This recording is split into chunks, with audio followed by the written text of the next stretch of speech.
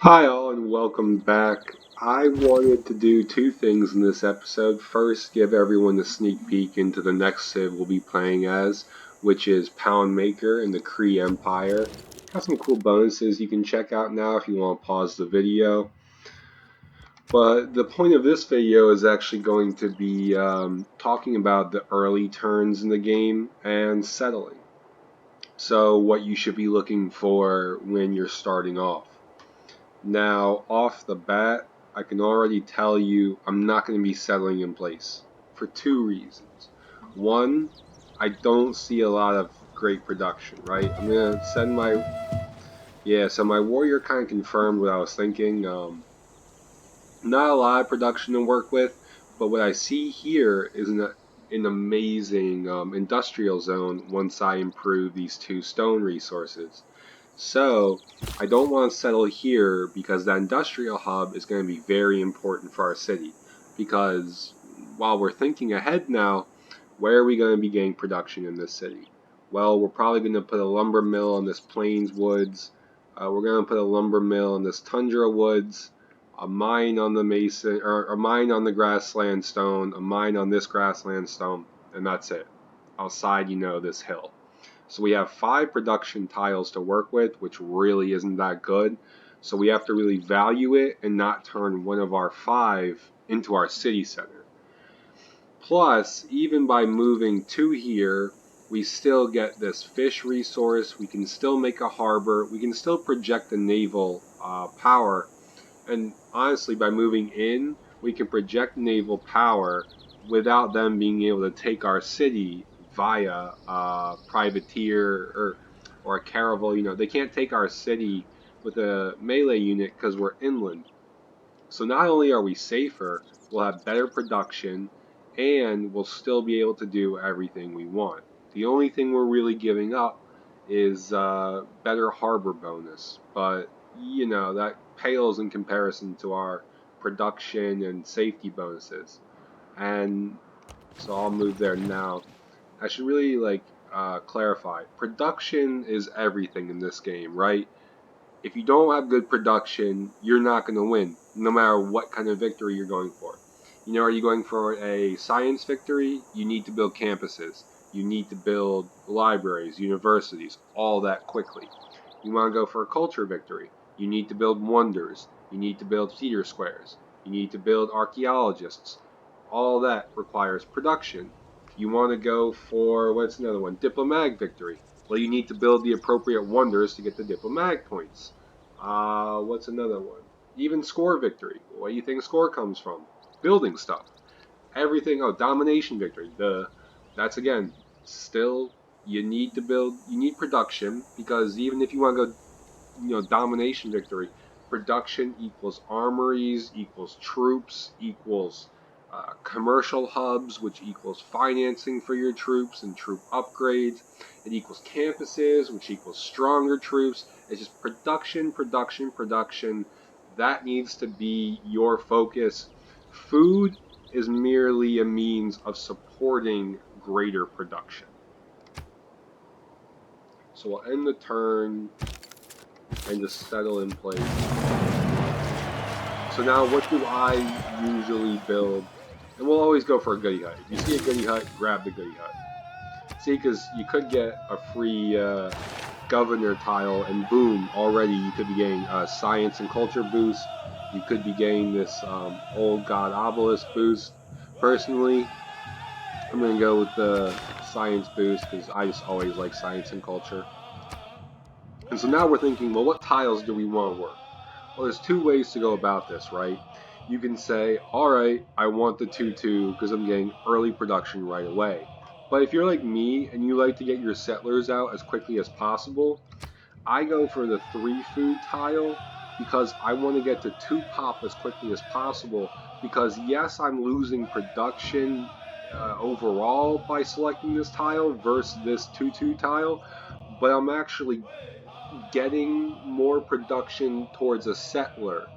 So because my city will reach 2 pop quicker than if I was on this tile, I can put production towards a settler quicker. So even though, you know, the total number of production in those lead up turns to 2 pop is lower, it actually winds up paying off once we get that 2 pop and we can start working on a settler like that.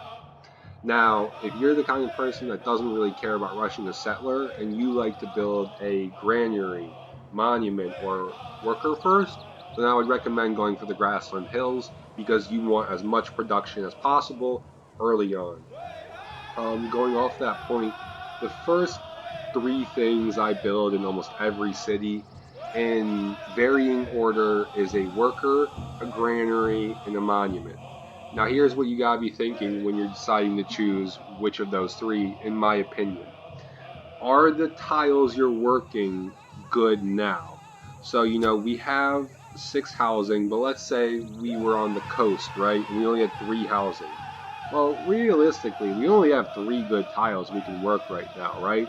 So granary doesn't mean that much because why do we really care about working these weak tiles? We don't. So that knocks out granary. Now we're left between monument and worker. Personally, I would go worker because a worker can do 2 things. A, it's going to give you better yields for the rest of the game. B, it can give you housing with some of the improvements.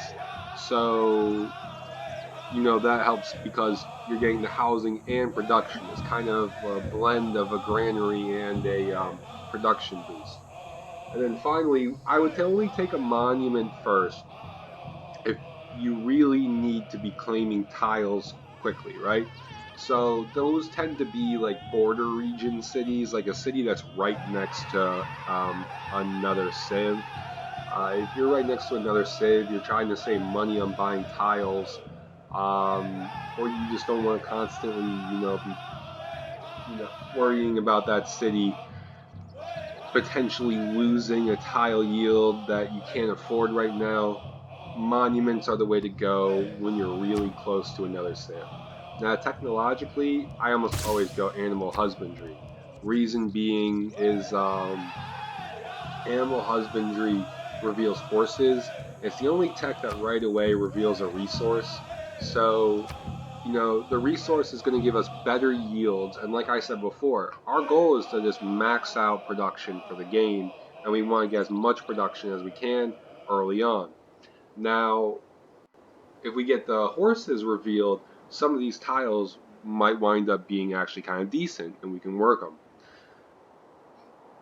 I'm going to go with a scout here. And the only reason, I know I said earlier granary, worker, monument, but in your very, very, very first city, the very first thing you build, I like to build a scout because it's the only point in time in the game where you're really going to get a good return for the production put into a scout. You know, they're going to be getting you information on where to settle, information on where your enemies are, information on where goody huts are, and they're giving you goody huts. So they actually kind of pay back a lot of the production. But if you build a scout later on, they don't have the value add because they're not getting goody huts anymore because most of them will be claimed. You'll probably already know a lot about the map or you'll already have settled. So Scout's value is really high early on, but diminishes very, very quickly. So again, we're really rushing towards that first settler. And it looks like we found the city state.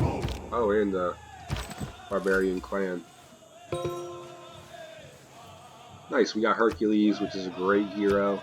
We got the Owls of Minerva, which is a nice little secret society.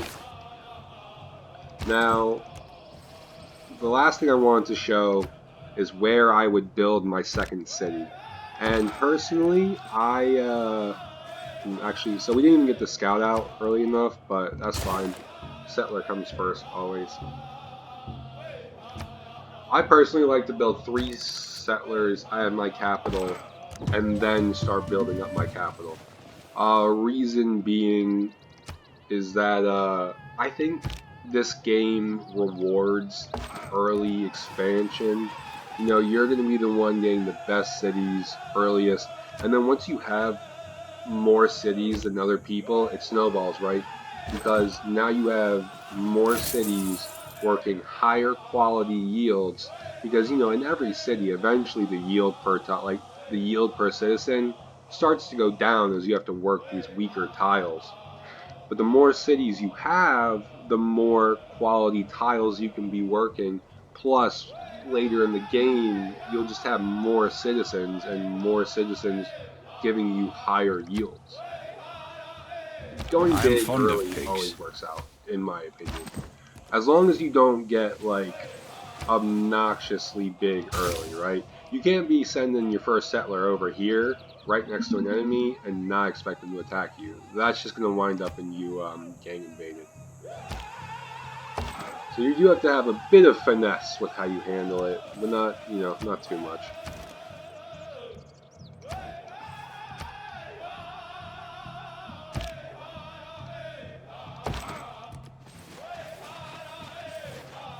Alright, so I think I have enough information to kind of wrap this episode up and show you where I would have settled my second city. Personally, I would have gone 1, 2, 3, 4 here.